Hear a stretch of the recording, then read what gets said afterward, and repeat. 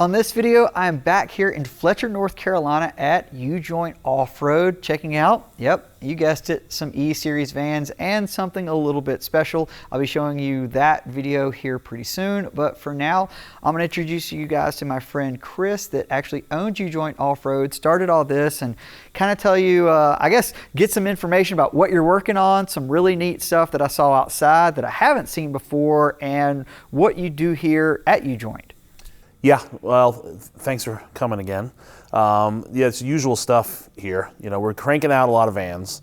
We're still doing regular van work, but we're also doing a lot of RVs. So I feel like we're kind of merging into more of an RV converter than the regular vans just because of inventory and where the market's going. So any Class C, or there are a few Class A's that are on the E-Series chassis, very, very few.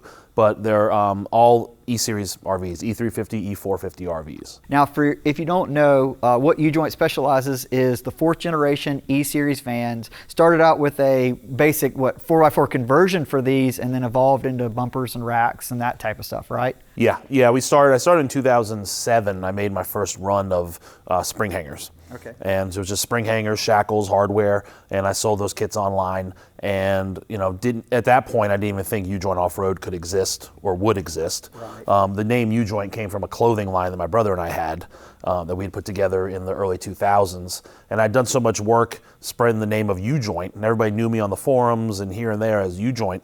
Right. I said, well, let's just change, and I love the logo. I said, we'll just change the logo from Ujoint Clothing to Ujoint Offroad. And so as those kits sold, I sold about one a month, just spreading word online. And then I decided I'm going to move back to North Carolina and start a website and just start from scratch. What are they getting that make them 4-wheel drive beyond obviously your hanger kit? They're all high pinion 60? Yes, yep. Yeah, and we just made the transition from, traditionally we used 99 to 04 core axles that we would hand pick, strip, and then build to our spec.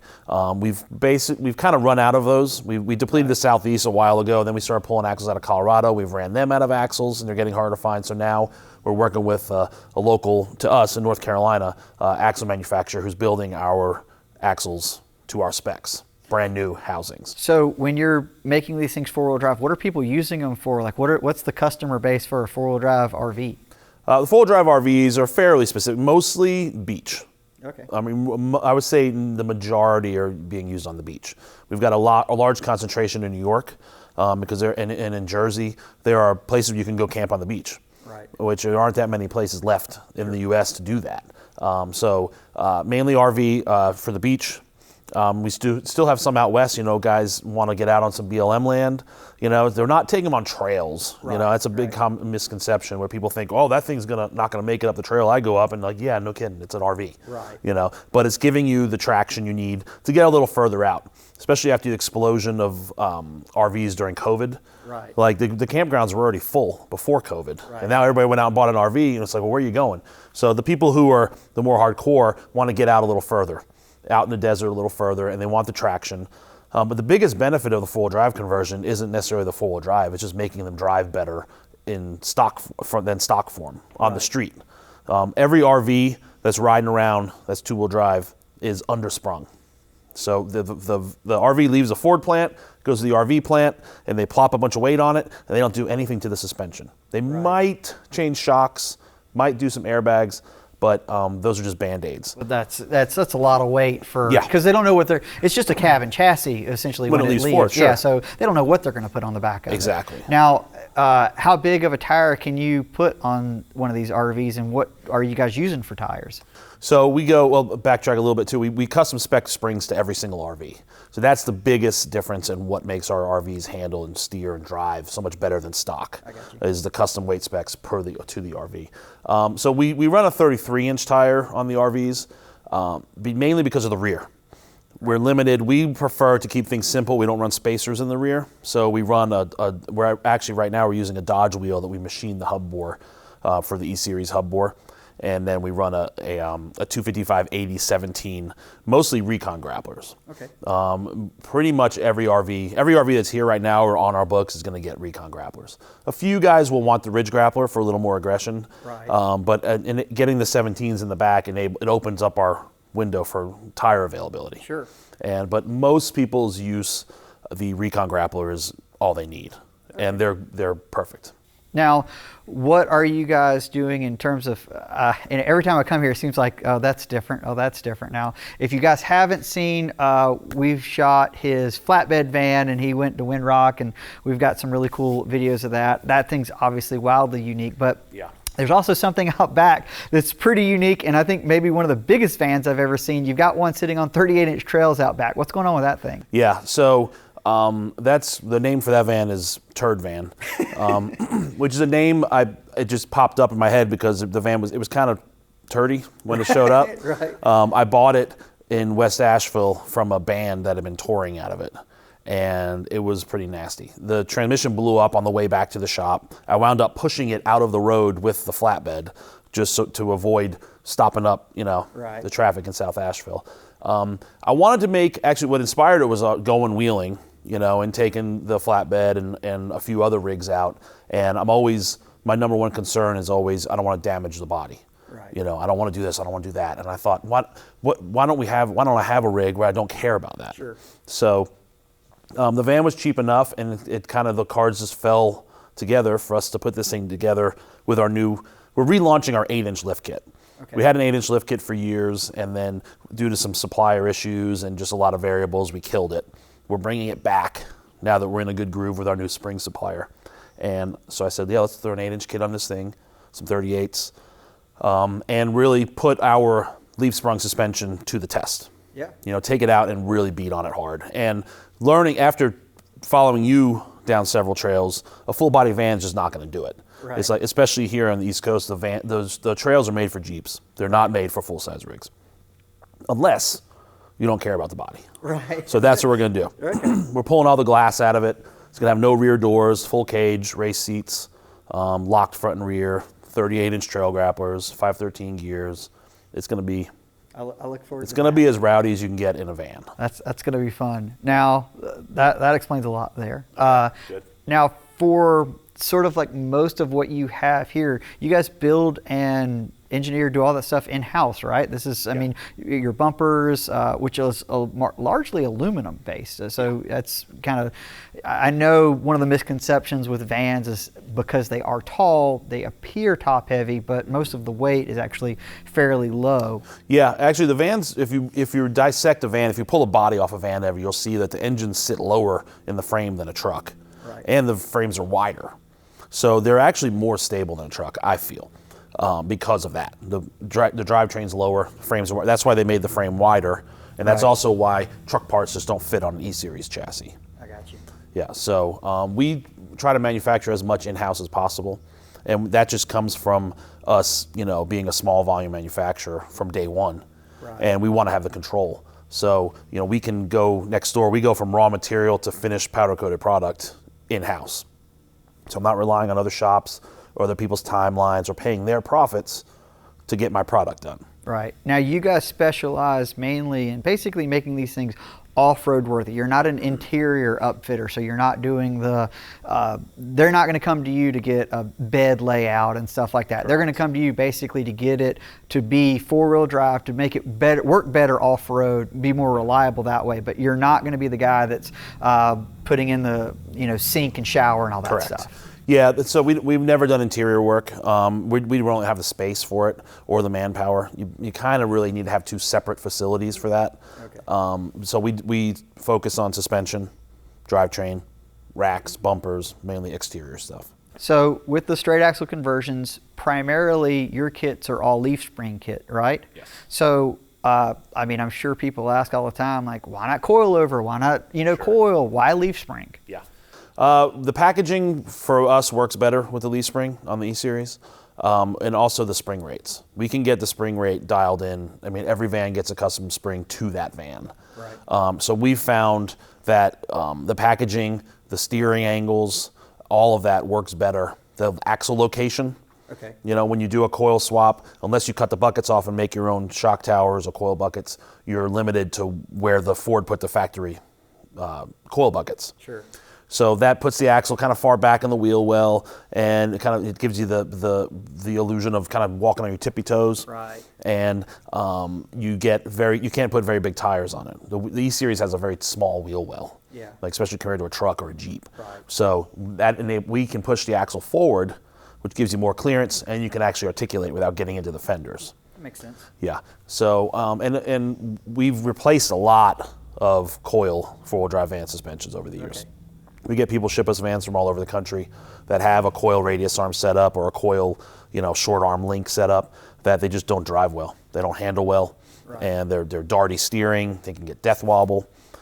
So we have our system just works better. We run crossover steering on everything, and it's just a better package. Now, typically, what size tire is sort of like the go-to for most of the customers, and is there any particular tire that you recommend for someone that's looking at doing this in terms of, hey, we typically go with a 35 for our 6-inch, and we recommend this load-rated tire, and maybe what are some tires you've had good luck with? Sure. So on our 6-inch kit, which is all we do, we only do a 6-inch kit. Okay. RVs, like I said earlier, we do a 33-inch tire, and I always recommend the Recon Grappler for that. On our 6-inch kit on regular vans, our normal tire size would be a 35, 12, 50, 17. Okay. I also always recommend the Recon Grappler for all-around use. Right. And then if you want a little more, depending on where the guys are, we build vans for all over the country. So that's another thing we do is we specifically gear them and put tires on them depending on what the actual needs are and the weight of the van. Right. So tires come into that factor also. Load capacity, what tire's going to hold up better, and you're going to be in snow, you're going to be in dirt, you're mainly on pavement and occasional dirt. We factor that into everything. And then you can fit, we've done quite a few, 37s fit under our 6-inch kit on most vans. Right. You might get a little bit of rubbing if you fully articulate and stuff the tires. Right. But you can run a 37 on our 6-inch kit. And as you saw outside, our 8-inch kit will clear 38. Yeah, that's going to be awesome. Yeah. And we've already twisted it up, so everything clears good. Is there, I know we've talked about this, if you guys are thinking about buying an E-Series van, he and I actually went into sort of the buyer's guide things to look for. That's been a few years. I think at the time maybe the Godzilla engine just came out. Has there anything, I know diesel is still sort of not everybody loves diesel. Yeah. It is a hot and cold and very controversial topic. Has anything changed in the market you're seeing with these used vans where it's like, hey, you're not getting a diesel at this point. It's hard. They're basically not that, but there's tons of 5.4. So get one of those and you'll be fine. Has anything changed? What have you seen? The market is funny. So I've actually been looking aggressively because I want to do another spec build van, and I've been looking for the right candidate. Now I'm a little pickier than most, right. But the vans are out there, but they're getting higher mileage on them, and it's getting harder to find the V10s. Even the diesels aren't popping up a lot, but I still try to usually point people away from the diesels, unless they really want to just spend a bunch of money, maintaining them and fixing them. So still the go-to is if you can get the V10 with the 5R 110, and your transfer cases are still the NV 271 or 273? 271. Okay. Yeah, 271 manual shift on everything except anything 2015 or newer in the cab chassis. That's when they went to the 6-speed, 6R 140. So we use a new process 1128 T-case on those. Okay. So, and the Godzilla's a great engine. Godzillas are starting to pop up more in utility trucks, obviously in a lot of RVs. Any 2021 and up RV has a Godzilla in it. Or if you find a U-Haul, right, that's an E-Series chassis. Yeah, the U-Hauls, so U-Haul hasn't been letting go of their 7.3s yet. Okay. But U-Haul on E-Series chassis in general, if you can find a used U-Haul, you can make that 4-wheel drive. Oh, absolutely. Yeah. So. Yeah, and we have one. And everybody thinks we're going to convert to 4-wheel drive, but it's mainly just to shuttle parts back and forth to our Colorado shop. Right. So that's right. So basically, if you want to get your van worked on by you or Ujoint, period, you have a West Coast option now that's in Colorado, and you've got your one here, which is in Western North Carolina. Where's the Colorado shop? Right now, he's just outside Denver. Just outside of Denver. But he's moving, in May of this year, 2024. He's moving to the western slope to Montrose, Colorado. So they're making that move. So that's going to open them up even more to pluck conversions from the West Coast. Right. But he's already getting jobs from the Pacific Northwest and Texas and the East Coast. I mean, some people have not been happy with my lead time, so they go to Justin and the boys in Colorado. That's so part of that lead time is the sort of uniqueness of what you guys do. There's not a lot of people that build Ford E-Series vans turnkey. I mean, that's just, you know, and then if you didn't catch it earlier, he was saying spec van. A lot of times you will just find a clean, unmodified van, come in and sort of build it either to someone that's been looking for that spec, or you'll build it kind of a way you want to build it, and then that van will be for sale. So occasionally, if you're looking for an E-Series van, you can check them out on Instagram, Facebook, all those places, and he'll have a van that's turnkey and ready to go. So that's kind of a nice option. How much usually are these vans that are turnkey ready to go? I know that can range, but yeah. So I'm pickier than most. So you know, when we pick a van, or I pick a van to build and spec, it has to be really nice, right? Because our name is on it. And you know, we're not going to build something that's not nice. Right. The last one we just sold, I just sold actually last week, sold for $60,000. Okay. And then he added a bunch of stuff to it also. Right. So he wound up just a little over $70,000. But the van itself built, but it's a low mileage North Carolina, literally church van, V10. So super clean. It's like the perfect candidate. So it went for 60, and that was, you know, turnkey 4-wheel drive. It's hard to get a F-150 for that price. That's not that great. When you're coming out with a nice 4-wheel drive van, that's not too crazy. Yeah, and they're great. You know, they're just great vehicles. Yeah, well, I like them. If you guys have any questions for him, you can find him at Ujoint Offroad on Instagram. He's got a YouTube channel and, of course, Facebook, all that stuff. And our website, ujointoffroad.com. Yep. If you guys have any questions for me, just drop them in the comments. Obviously, like and subscribe. It always helps the channel. I've got a lot of different videos over the years we've done with Ujoint, so if you're looking for any particular information on some of these builds, I can link you out to those. We got some really cool stuff in store. We're going to be shooting here very soon. So as always, I appreciate you guys watching, and I hope to see you on the trail. Take care.